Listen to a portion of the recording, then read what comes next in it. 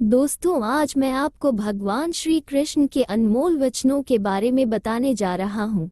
यदि आप इन अनमोल वचनों को अपनी जिंदगी में उतारे तो आपकी सोच बदल सकती है और अपनी जिंदगी को बेहतर बना सकते हैं। भगवान श्री कृष्ण के बारे में हम सब ने सुना है और कई बार पढ़ा है कि भगवान श्री कृष्ण को 108 नामों से जाना जाता है।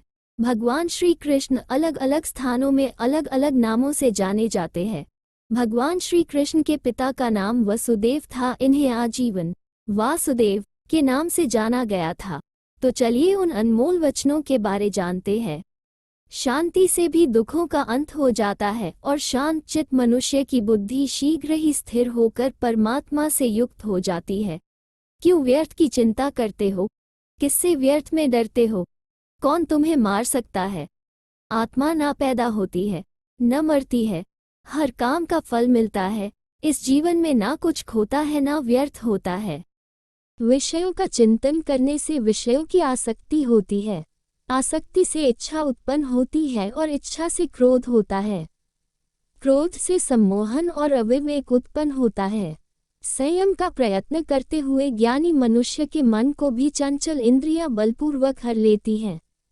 जिसकी इंद्रियां वश में होती है उसकी बुद्धि स्थिर होती है। जो भी मनुष्य अपने जीवन आध्यात्मिक ज्ञान के चरणों के लिए दृढ़ संकल्प में स्थिर है, वह सामान्य रूप से संकटों के आक्रमण को सहन कर सकते हैं और निश्चित रूप से खुशियां और मुक्ति पाने के पात्र हैं। जब तुम्हारी बुद्धि मोह रूपी दलदल को पार कर जाएगी, उस समय तुम शास्त्र से सुने गए और सुनने योग्य वस्तुओं से भी वैराग्य प्राप्त करोगे। केवल कर्म करना ही मनुष्य के वश में है, कर्मफल नहीं। इसलिए तुम कर्मफल की आसक्ति में ना फंसो तथा कर्म का त्याग भी ना करो। तुम्हारा क्या गया जो तुम रोते हो? तुम क्या लाए थे जो तुमने खो दिया?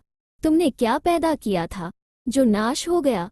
न तुम कुछ लेकर आए, जो लिया यही से लिया, जो दिया यही पर दिया, जो लिया इसी ईश्वर से लिया, जो दिया इसी को दिया।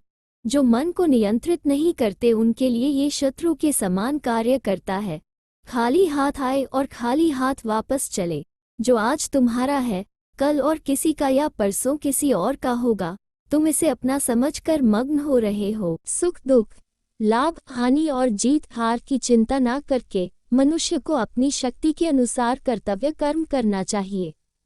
ऐसे भाव से कर्म करने पर मनुष्य को पाप नहीं लगता। जो हुआ वह अच्छा हुआ, जो हो रहा है वह अच्छा हो रहा है, जो होगा वह भी अच्छा ही होगा। तुम भूत का पश्चाताप न करो, भविष्य की चिंता न करो। वर्तमान चल रहा है। क्रोध से भ्रम पैदा होता है, भ्रम से बुद्धि व्यग्र होती है। जब बुद्धि व्यग्र होती है तब तर्क नष्ट हो जाता है। जब तर्क नष्ट होता है तब व्यक्ति का पतन हो जाता है। सम्मानित व्यक्ति के लिए अपमान मृत्यु से भी बढ़कर है। सभी प्राणी जन्म से पहले अप्रकट थे और मृत्यु के बाद फिर अप्रकट हो जाएंगे, लेकिन जन्म और मृत्यु के बीच प्रकट दिखते हैं। फिर इसमें सोचने की क्या बात है? परिवर्तन संसार का नियम है।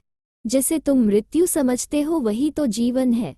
एक क्षण में तुम करोड़ों के स्वामी बन जाते हो, दूसरे चरण में तुम दरिद्र हो जाते हो। शस्त्र आत्मा को काट नहीं सकते, अग्नि इसको जला नहीं सकती, जल इसको गीला नहीं कर सकता और वायु इसे सूखा नहीं सकती।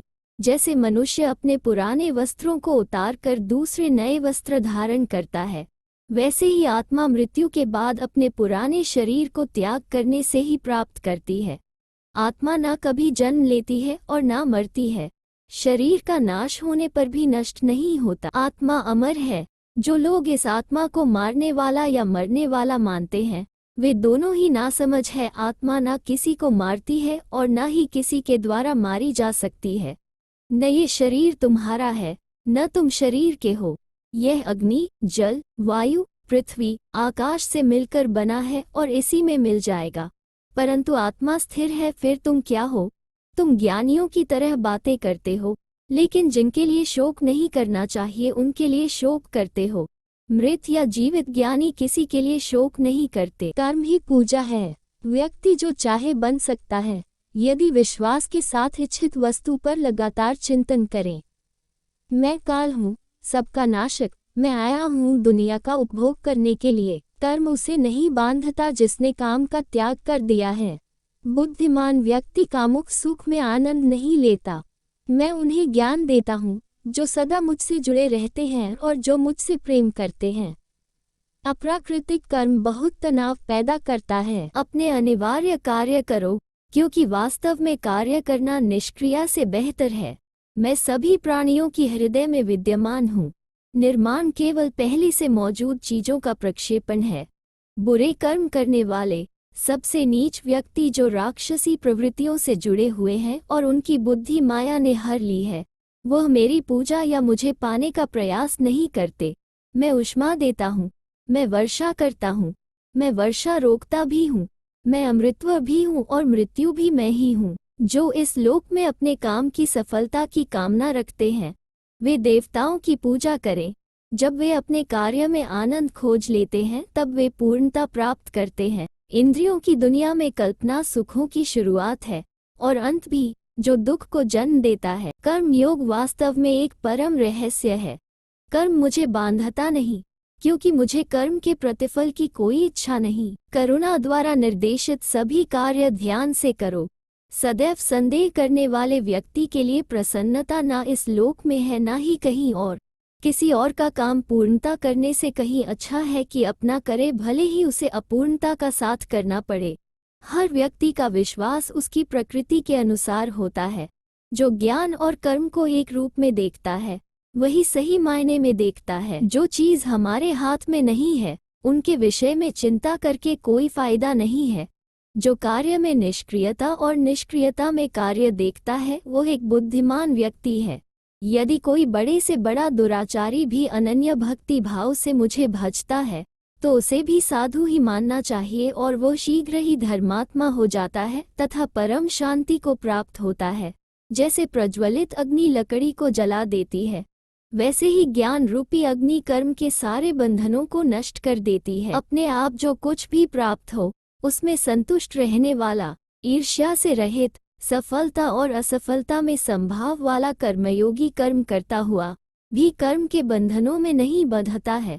जो आशा रहित है, जिसके मन और इंद्रियां वश में है, जिसने सब प्रकार के स्वामित्व का परित्याग कर दिया है, ऐसा मनुष्य शरीर से कर्म करते हुए भी पाप को प्राप्त नहीं होता।